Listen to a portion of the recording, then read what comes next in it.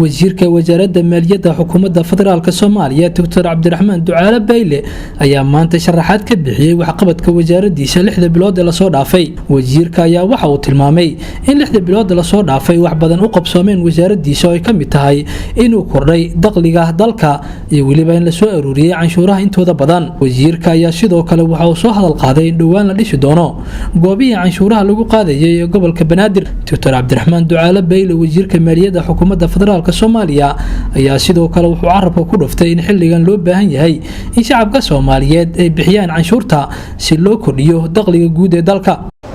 dakhliga markaa maanta dhamaadkii Juun ayaan ka soo gudubnay, dhamaadkii bishii saddexaadna waan ka soo gudubnay, labada qaybood baan ka soo gudubnay sanadka, laba qaybood oo kalena way noo hadheeno afarta qaybood sanadkii weeye.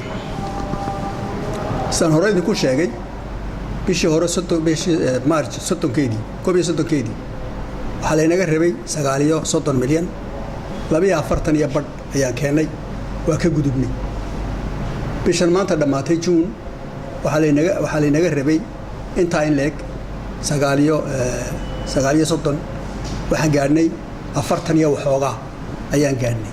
labadaba markaa waa dul marnay.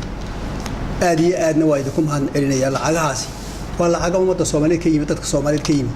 waxa la tirinayaa waxa weeye tayna waan iska ururnay weeyaan. ta kale ee budgetka ku jirta ama hela ma helin cidina kuguma haysato mas'uul kama ihid. haday timaadana way timi, haday ima weydana ma iman.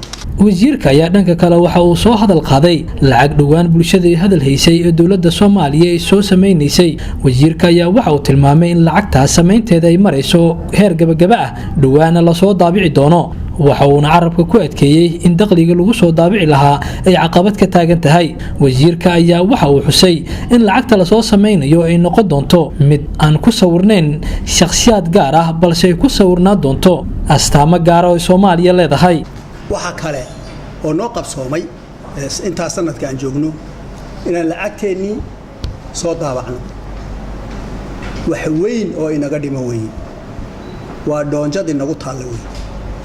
lacagteennii in la helo caalanka oo barmaqan yahay bay ka mid tahay. lacagteennii in la helo, lacagteenna aan sarrifano, lacagteena ku shaqayno ayay ka mid tahay. laakiin shaqo adag oo badan ayaa ka horreysay. waxay lahayd shuruudahaasay lahayd. shuruudihii oo dhan waa la soo boojiyey saan hore idinku sheegay. waxaan maalintii hore kala hadlay idin tusay waxaan tusay lacagaha ay suuragal tahay in la soo daabaco. waxaan doonayaa su'aalaha igaga soo noqday inaan si fiican idinku kala dhigo. wixii halkan aan idinka tusay waxa weeye waa tusaale weeyaan.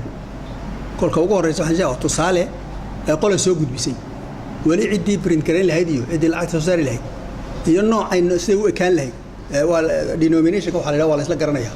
laakiin waxa u ekaan lahayd inuu geed ku sawiraan lahaa, in aqal ku sawiraan lahaa, in xawataaka ku sawiraan lahaa, wali la islama garan. waxa si xaqiiqadu tahay waxa weeye sawir qof la isla yaqaanaa kuma yaala meeshaas. nin Soomaaliyeed oo xoolo la jooga ku yaalo deegaan cidina waxba ka qabin, saas cidina kama qabto. yaa nin xoolo la jooga, nin xoolo waraabinaya, nin beer qodaya oo aan hebel ahayn iska qof Soomaali oo dharkii Soomaaliya xidhan ayuu baa meesha ku jira. dad baa igu hebel baa ku jira, hebel meesha ku jira ma jiro oo kala dansaas wada kala qabno. hebel lagu soo daraya meesha ma muuqato inuu faa'iido leeyahay. marka laakiin waa la isku raacayo maalinta taal la keenana waa idinla wadaagayna. tani markii wasiirka maaliyadda xukuumadda federaalka Soomaaliya Dr. Cabdiraxmaan Ducaale Bayle xilka loo magacaabay ayaa waxa iska soo daba dhacayay diimanka loo cafinayo dawladda Soomaaliya iyo dhaqaalaha loo ballan qaadayo, iyadoo dawladda imika ay ku haweyn tahay in lacag shilin Soomaaliya ay soo sameyso. Cabdiraxmaan Kambala, Kalsan TV, Muqdisho.